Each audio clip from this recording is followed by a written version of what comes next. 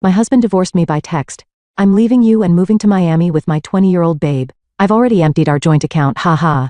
I calmly replied, good luck. When he realized what I'd done, 'twas already too late. The text arrived between helping customers at my boutique. I'm leaving you and moving to Miami with my 20-year-old girlfriend. I've already emptied our joint account. My hands didn't shake as I read it. My voice didn't waver as I helped Mrs. Peterson pick out a scarf. The only sign that my husband of years had just nuked our marriage via text was a slight tightening around my eyes. I waited until Mrs. Peterson left, her purchase wrapped in our signature silver paper, before typing my response. Good luck. My name is Claire, and at 38, I just received the most callous goodbye in history. But while Mark was probably gloating over his grand exit, imagining me in tears over his betrayal, I was calmly locking up my boutique for the day. The signs had been there for months. The late nights at work that never matched his pay deposits. The sudden password changes on his phone. The way he'd started going to the gym religiously, buying new clothes, trying to recapture his youth. 3 months ago, I'd found a receipt for dinner for two at an expensive restaurant on a night he'd claimed to be working late. That same evening, I'd opened a separate bank account at a different bank. A week later, when he mentioned wanting to combine our accounts to simplify things, I'd agreed cheerfully while moving my personal savings to the new account. The joint account he'd just emptied, it contained exactly enough to keep him from getting suspicious, about 2 months' worth of regular deposits. The rest was safely tucked away, along with detailed records of every suspicious transaction he'd made over the past year. My phone buzzed again. Don't bother begging. Melissa and I leave tomorrow. I'll send for my things later. Melissa. The new receptionist at his office. I'd met her at the company Christmas party, watched her laugh too loudly at Mark's jokes, noticed how she touched his arm when she thought no one was looking. She was young enough to be his daughter, naive enough to think she was special. I didn't respond to his text. Instead, I called my lawyer, the one I'd consulted 2 months ago when I'd found the hotel charges on our credit card statement. It's time, I said simply. He just made his move. The papers are ready, she replied.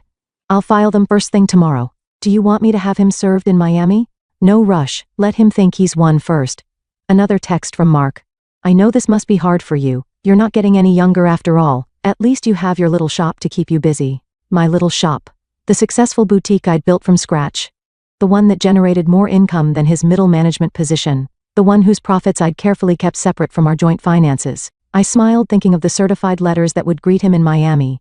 Let him enjoy his moment of triumph. I spent that evening in our house, my house since I'd inherited it from my grandmother, and kept it in my name despite Mark's repeated suggestions to add him to the deed. Another lucky instinct that had paid off.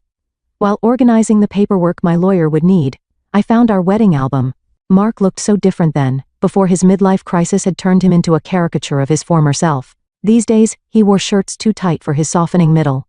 Tried too hard to connect with the somethings at his office. Used slang that sounded ridiculous coming from a man of 45. My phone kept buzzing with text from him, each one more condescending than the last. I've been planning this for months. Melissa understands me in ways you never could. You'll be fine. Maybe you'll find someone more your own age. Already told my family. They agree we grew apart. It's nobody's fault, really. I screenshotted each message, adding them to my evidence folder. Let him dig his hole deeper. My lawyer would love his casual admission of premeditation, his gleeful announcement about emptying our account. The last text caught my attention.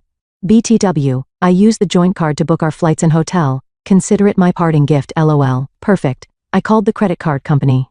Mrs. Harrison speaking. I need to report fraudulent charges and cancel a card immediately. Of course, ma'am. Can you identify the charges? 2 first-class tickets to Miami booked today. Hotel charges at the Royal Palm, and I'll need to remove my husband as an authorized user. Do you have documentation of the fraud? Text messages from my husband admitting he used our joint card to book travel with his girlfriend after emptying our bank account. I'll be happy to forward them. The representative's professional tone couldn't quite hide her satisfaction as she canceled the charges. Mark and Melissa would arrive at the airport tomorrow to find their tickets invalidated, their hotel reservation canceled. My phone buzzed again. Don't worry about the house. I'll let you stay there until you find something smaller. I actually laughed out loud at that one. Did he really think he had any claim to my grandmother's house? Had his ego grown so large that he'd forgotten whose name was on the deed?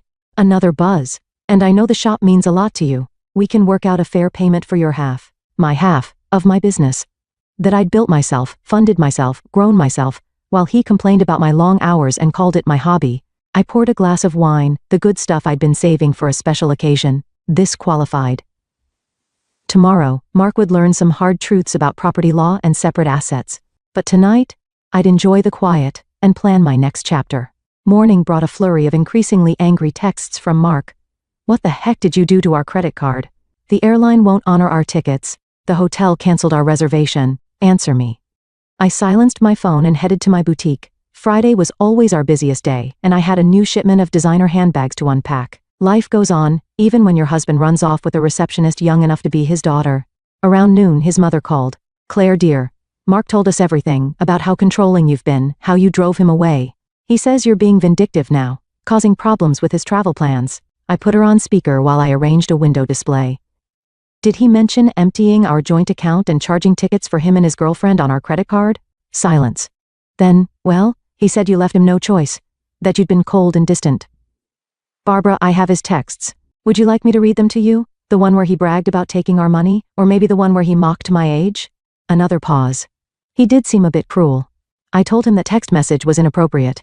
I appreciate the call, Barbara. I've always liked you, but I think it's best if we end this conversation now. My lawyer has advised minimal contact with Mark's family during the proceedings. Proceedings? Already? Goodbye, Barbara. By late afternoon, Mark's sister, Amanda, was spreading family gossip through mutual friends. Apparently, Mark and Melissa were stuck at a budget motel near the airport. Their Miami dreams temporarily derailed. He'd tried using his personal credit cards, but those had been maxed out for months. Another red flag I'd noticed. My lawyer called with an update. The emergency hearing is scheduled for Monday. Given his admission of emptying the joint account and the documented credit card fraud, we're in a strong position to freeze all remaining assets. Has he been served yet? Not yet. But he'll get the papers at his new motel address. Speaking of which, his girlfriend's social media is providing excellent evidence. She's been posting about their adventure all day, including some choice comments about you. I smiled thinking of my own documentation, a year's worth of suspicious charges, hotel receipts, text messages that proved premeditation. Mark had been so focused on his grand escape that he'd never considered I might be watching, waiting, preparing. My phone buzzed with another text. You think you're so smart, but I made copies of all the boutique's financial records. Half that business is mine. I forwarded the text to my lawyer, adding it to the growing file of Mark's mistakes. Let him learn the hard way about separate assets and business ownership. Sometimes the best revenge is simply being prepared. The emergency hearing on Monday was everything I could have hoped for. Mark showed up in his new young wardrobe. Designer jeans too tight for his age, a blazer that screamed midlife crisis. Melissa waited outside, her youth painfully obvious under the harsh courthouse lighting. My lawyer presented our evidence methodically. Mark's gleeful text about emptying our account, his credit card fraud, his documented history of hidden expenses. Each piece carefully collected over months of quiet observation. Your Honor. Mark's hastily hired lawyer attempted. My client admits to some rash decisions, but Mrs. Harrison's actions have been vindictive and calculating. Calculating? My lawyer countered. You mean prudent? My client protected her separate assets and maintained detailed records of her husband's suspicious behavior. That's not vindictive, that's smart business. The judge reviewed my documentation, the separate property deed to the house, the boutique's incorporation papers in my name only, the careful separation of business and personal finances that Mark had always complained about. Mr. Harrison, the judge addressed Mark directly. You admitted via text message to deliberately emptying a joint account and using shared credit cards to fund a trip with your girlfriend. Do you deny this? Mark shifted uncomfortably. I was just trying to make a clean break. By committing financial fraud? The judge raised an eyebrow. And now you're claiming rights to property that documentation shows is clearly separate from marital assets? The business grew during our marriage. Mark's lawyer tried again. My client is entitled to the business was established before the marriage. My lawyer interrupted. And Mrs. Harrison maintains strict separation of business and personal finances throughout. We have documentation of every penny invested and earned. I watched Mark's face as reality started sinking in. He thought this would be easy. Empty our accounts, run off with his girlfriend, maybe claim half my business in the divorce. He'd never bothered to understand my insistence on keeping things separate, had mocked my careful bookkeeping as obsessive. The court finds sufficient evidence of financial misconduct, the judge announced. All shared assets are frozen pending final dissolution. Mr. Harrison is ordered to return any funds removed from joint accounts within 24 hours. But that money's gone, Mark protested. We spent it on. Then I suggest you find a way to replace it. The judge cut him off. And Mr. Harrison? The court takes a very dim view of using shared credit cards to fund adventures with paramours. Outside the courthouse, I heard Melissa asking Mark about their Miami plans. His response was lost in the sound of my heels clicking confidently across the marble floor, heading back to the business he'd never understood or respected. At the next few weeks brought a string of increasingly desperate moves from Mark. He tried claiming the boutique had been his idea, He remembered investing money in its early days. He even suggested he'd been my business partner all along, claims quickly disproven by my meticulous records. He's getting desperate, my lawyer observed. His girlfriend's social media shows they're staying at her studio apartment now. Apparently, living on a receptionist's salary isn't quite the glamorous escape he imagined. Mark's family started reaching out, their tone markedly different from their initial accusations. We had no idea, his sister Amanda admitted. He told us you'd been cold, controlling, that he needed to escape. But then we saw his texts, the way he bragged about taking your money. That's not the brother I thought I knew. His mother called again, this time in tears. The things he said about your age, about replacing you with someone younger, I raised him better than that.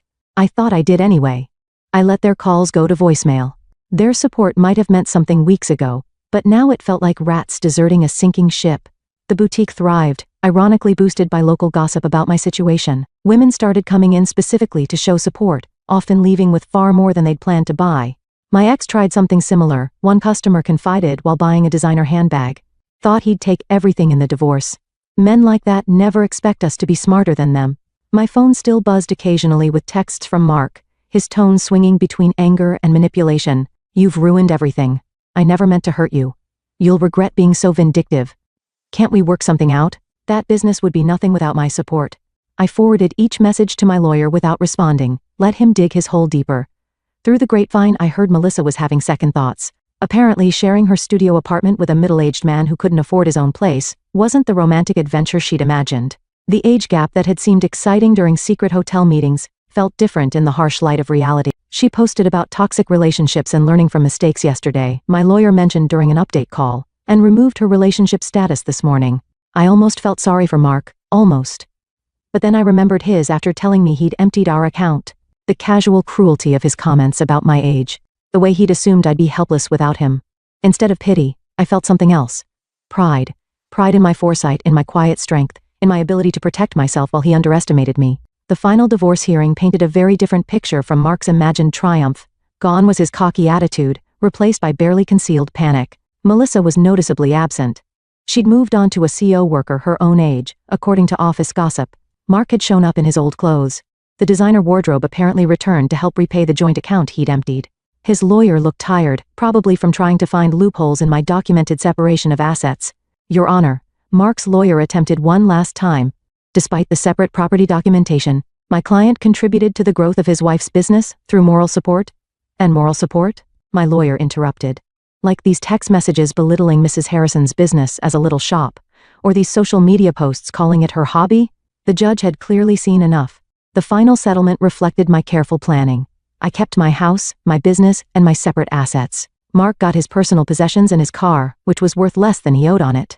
You've destroyed me, he hissed as we left the courthouse. I'll have to move back in with my parents. No, Mark, you destroyed yourself. I just made sure you couldn't destroy me too. His mother was waiting outside ready to drive him to her house, his new home at 45. The irony of his situation wasn't lost on anyone.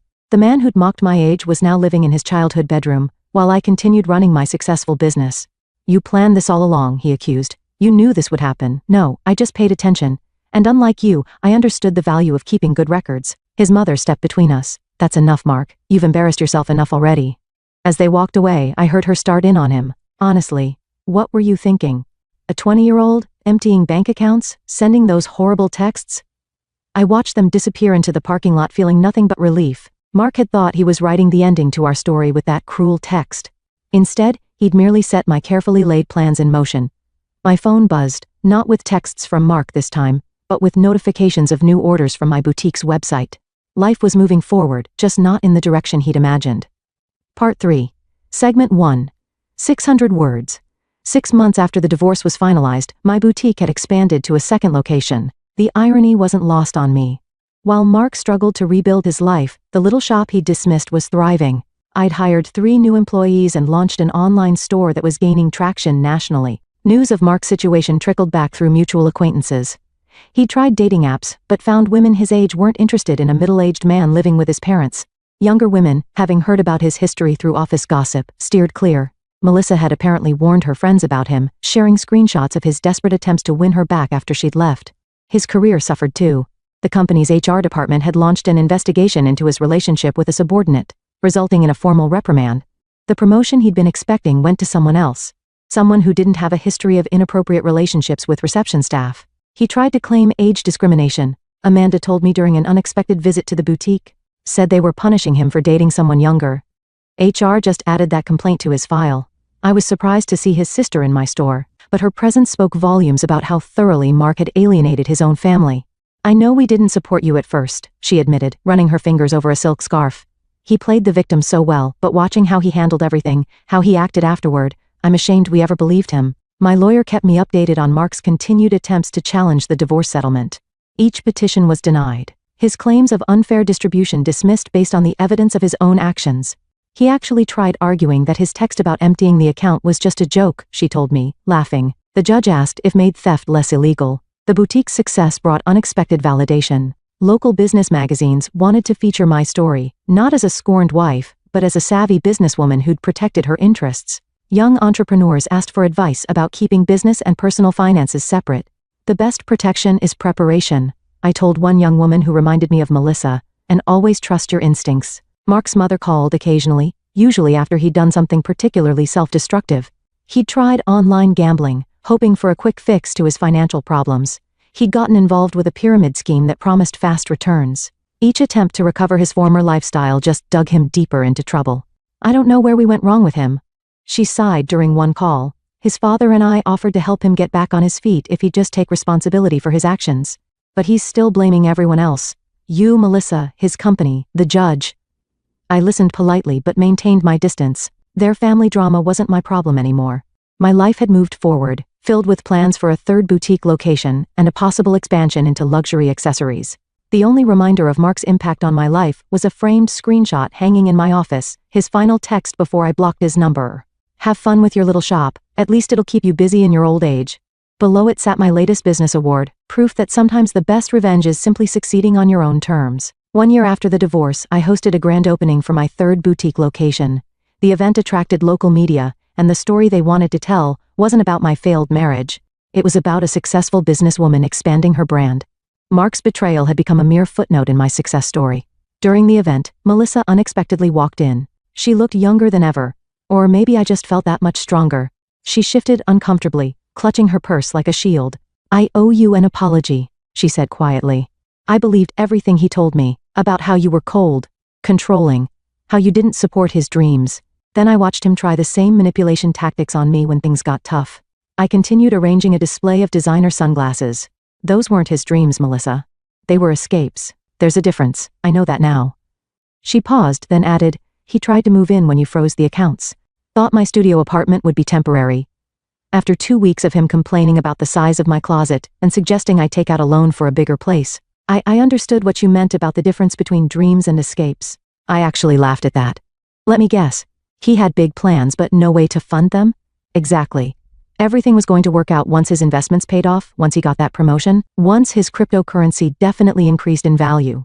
She shook her head. I'm dating someone my own age now. We have student loans and a small apartment, but at least we're building something real. After she left, my assistant manager whispered, "Was that the girlfriend?" "No," I replied. "That was just another woman who learned the same lesson I did." Speaking of lessons, I gestured to a young couple examining our designer handbags. "Let's talk about your idea for expanding our accessories line." The boutique had become more than just a business. It was a symbol of independence, of resilience, of the power of preparation. Young entrepreneurs often sought my advice, and I always emphasized the importance of protecting their assets. Mark's mother called one last time, not to discuss Mark, but to thank me. "You taught our family an important lesson," she said, "about enabling bad behavior, about making excuses for cruelty." Mark's still living at home, still blaming everyone else for his problems.